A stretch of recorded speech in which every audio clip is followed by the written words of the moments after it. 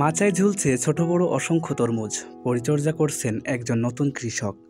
ঝিনাইদহ সরকারি ডিপ্লোমা ইনস্টিটিউটের তৃতীয় সেমিস্টারের শিক্ষার্থী রিয়াদ হোসেন।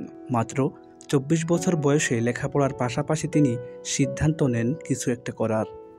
গত বছরের ডিসেম্বর মাসে ইউটিউব দেখে সিদ্ধান্ত নেন গ্রীষ্মকালীন তরমুজ চাষের। পড়ালেখার পাশাপাশি কিছু একটা বসেই থাকি, কিছু একটা করা দরকার। এই জন্য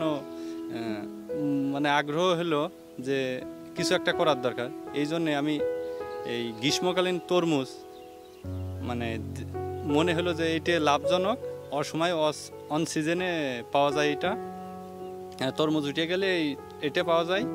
নিজেই ভাবিছি, তারপরে ইউটিউব থেকে দেখে আরও মনে করেন যে উৎসাহিত হয়েছে। বাবা বাদশা মোল্লার কাছ থেকে হলিধানি ইউনিয়নের গাগান্না নিজ গ্রামে ২০ শতক জমি নেন তিনি। পরে হলিধানি ব্লকের উপসহকারী কৃষি কর্মকর্তা মফিজ উদ্দিনের সাথে যোগাযোগ করেন।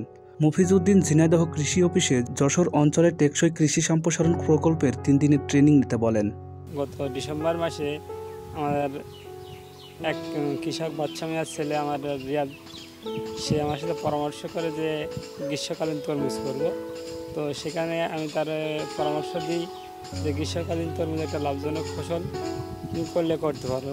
তো সে তাই ধারাবাহিকতা দ্বারা আমি উপজেলা কৃষি অফিসে যশোর অঞ্চল টেকসই কৃষি সম্প্রসারণ প্রকল্পের আওতায় ৩ দিনকে ট্রেনিংয়ে পাঠাই। ট্রেনিংয়ে পাঠানোর পরে সে বিস্তারিত তার শিখে, সেখান থেকে সফল। সে একজন ছাত্র হিসেবে আমি কোনো কল্পনা করতে পারিনি একজন ছাত্র দ্বারা এত সুন্দর একটা খেত আবাদ করা সম্ভব।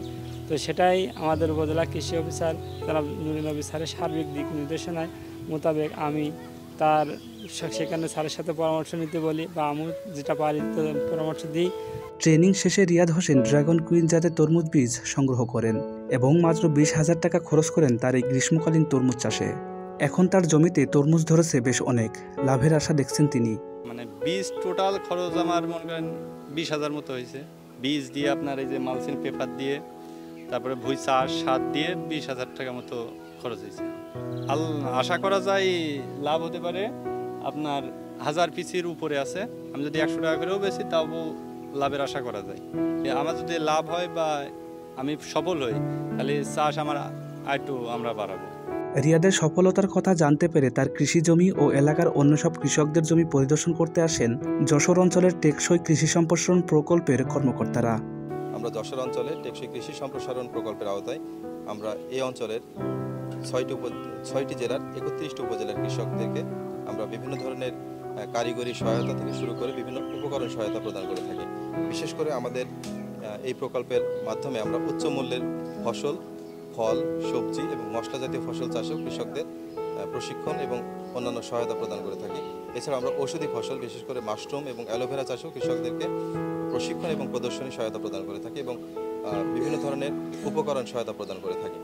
তো এরই ধারাবাহিকতায় আমরা ঝিনাইদহ সদর উপজেলায় আপনারা দেখলেন যে স্মার্ট কৃষি ভিলেজ নামে আমরা একটা কার্যক্রম স্থাপন করেছি এবং এখানে আমাদের যে প্রায় ৩৩টি প্রযুক্তি আছে, এই ৩৩টি প্রযুক্তি কিন্তু আমরা এই গ্রামে আমরা স্থাপন করেছি, যার ফলে এখানকার কৃষকদের মধ্যে যেমন কৃষি অফিস সম্পর্কে একটা ভালো ধারণা তৈরি হচ্ছে এবং কৃষি অফিসের সেবা সম্পর্কে কৃষকরা বিস্তারিত জানতে পারছে।